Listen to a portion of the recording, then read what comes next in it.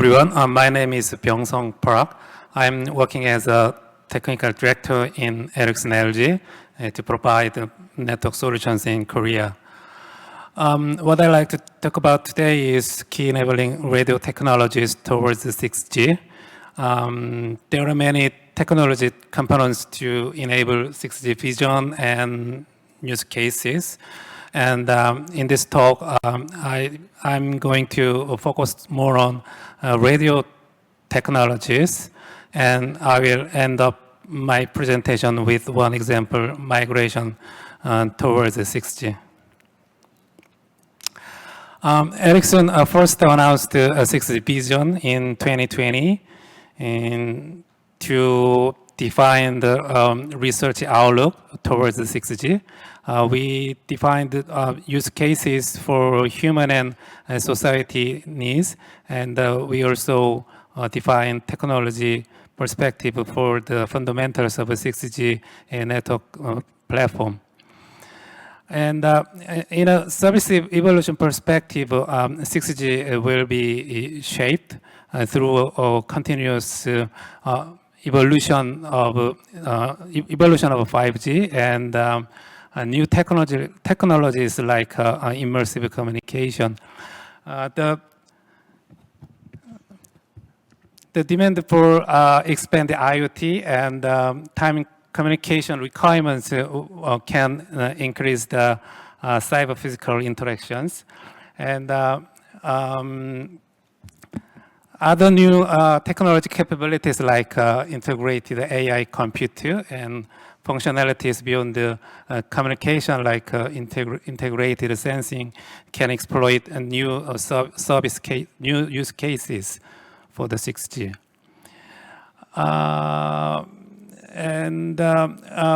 Rapid digitalization is expected to extend into all domains, and physical world can be connected to digital representation, creating a fully cyber-physical world.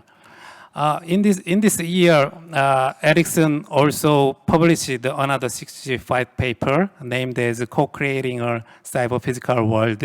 In this paper, we defined a 6G network platform to support key aspects of cyber-physical interaction and related use cases.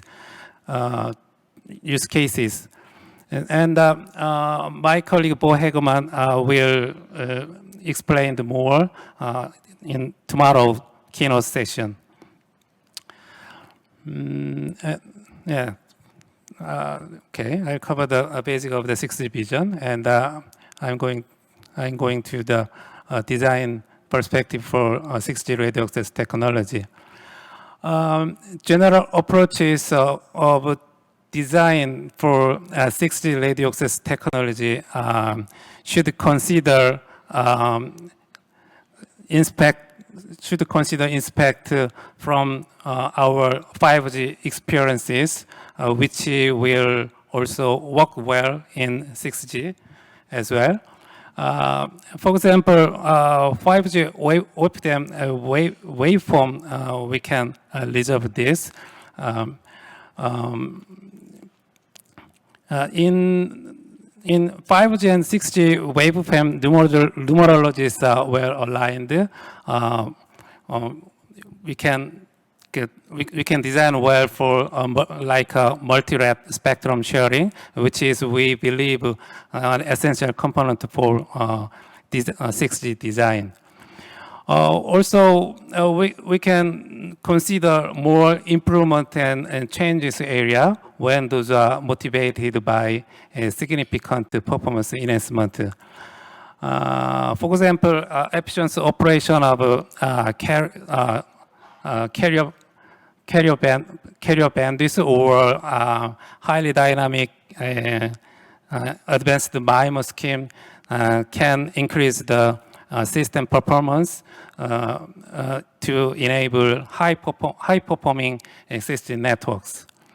So we can mix the 5G experience and new new technology area to consider a 6G radio access technology design.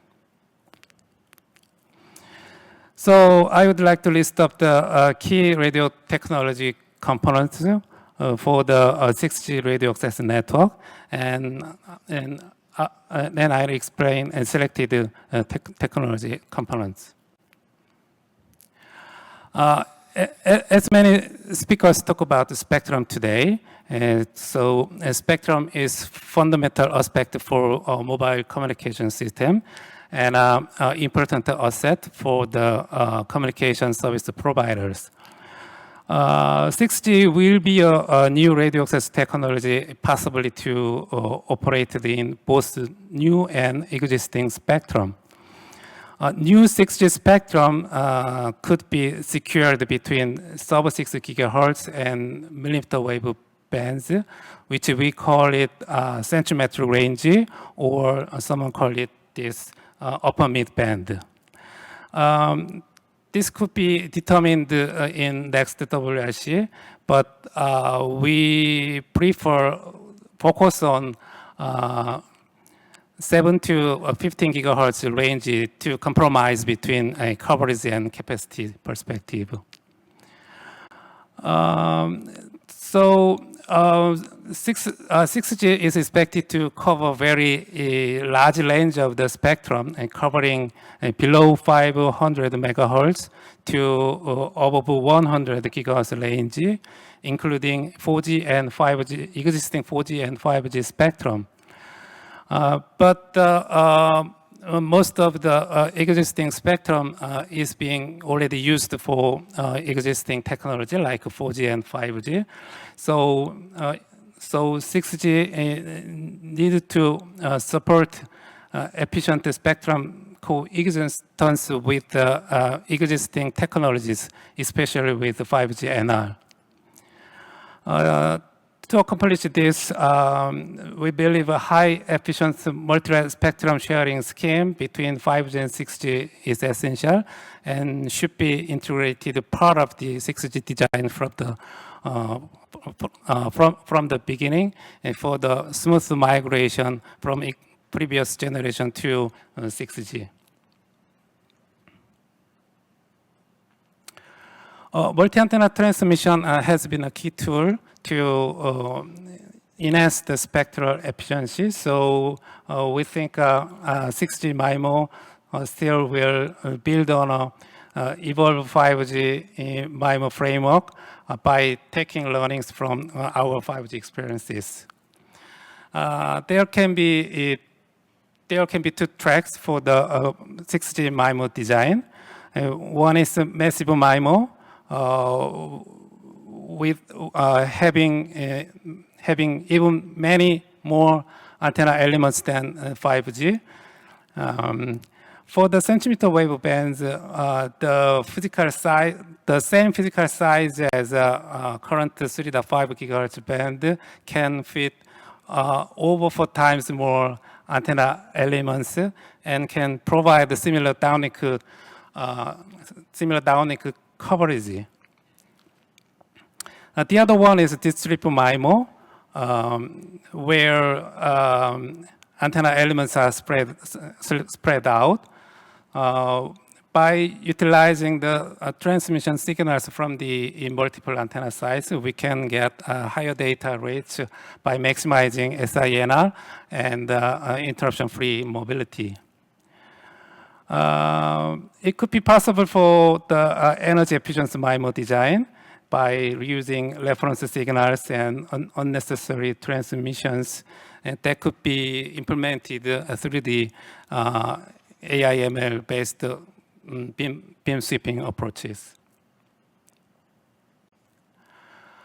Energy efficiency is one of the important topics in 6G for both network side and device side as well.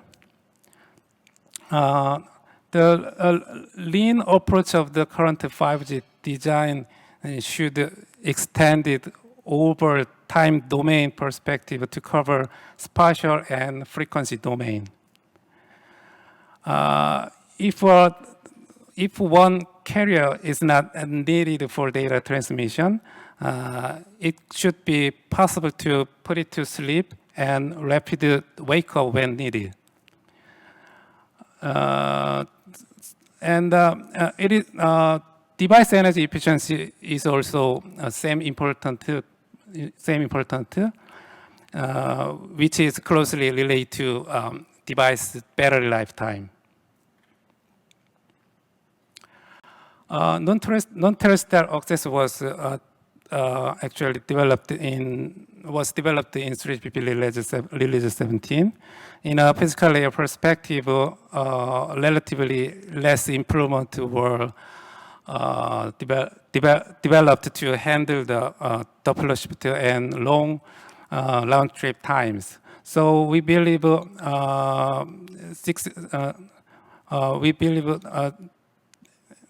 NTN can be complemented to terrestrial access from 6G day one by reusing terrestrial access technology and minimizing spectral impact on 6G air interface design.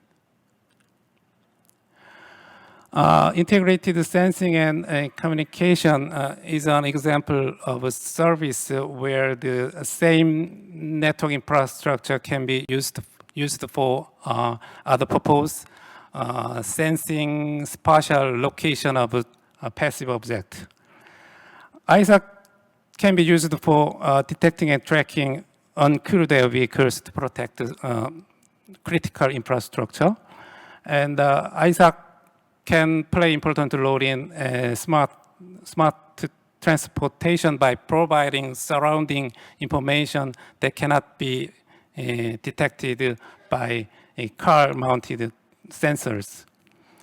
ISAC can create a digital representation of the physical world, so-called digital twin.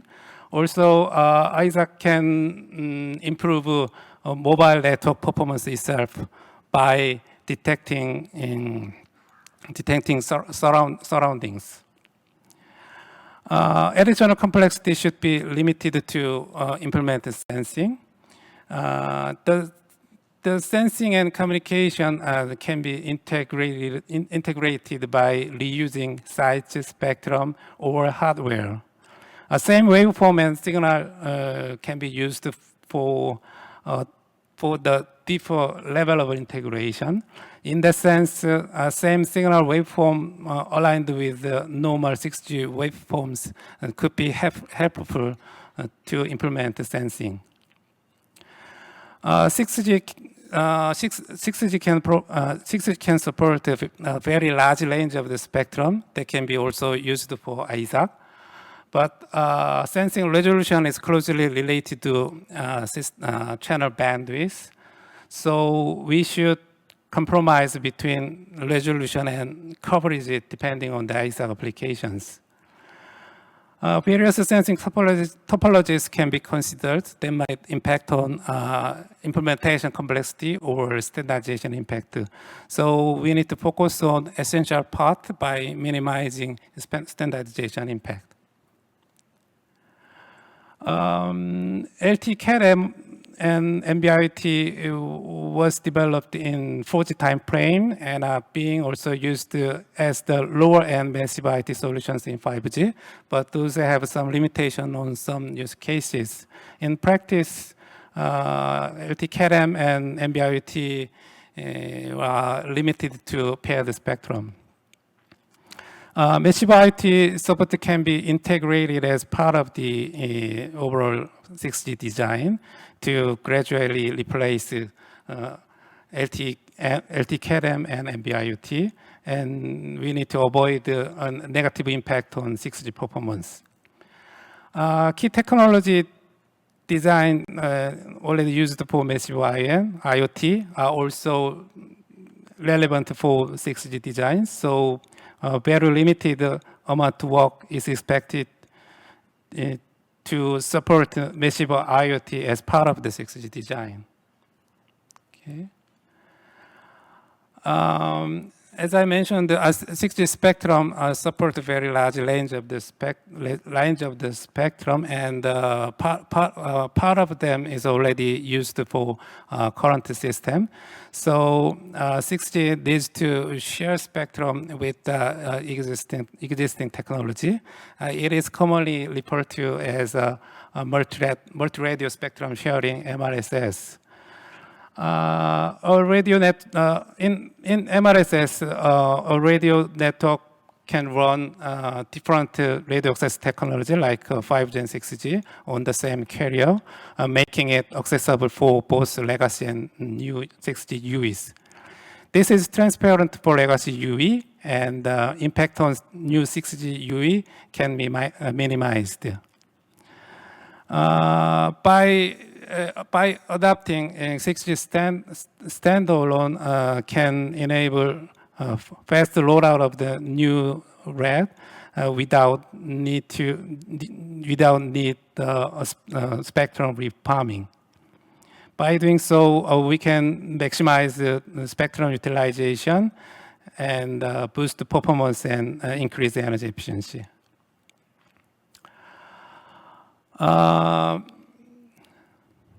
In 2030 time frame, I believe 5G will still exist broadly. So we need to consider 6G introduction in parallel to existing 5G. And we also have challenges to show better key performance than 5G from the 6G start. And we need to ensure smooth introduction of the 6G by minimizing impact on 5G hardware and software, and avoid increasing system complexity.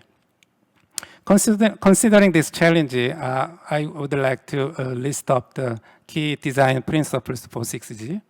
First one, we should strive for a global 6G standardization to get the benefit from the economy of scale, like previous generation of mobile communication.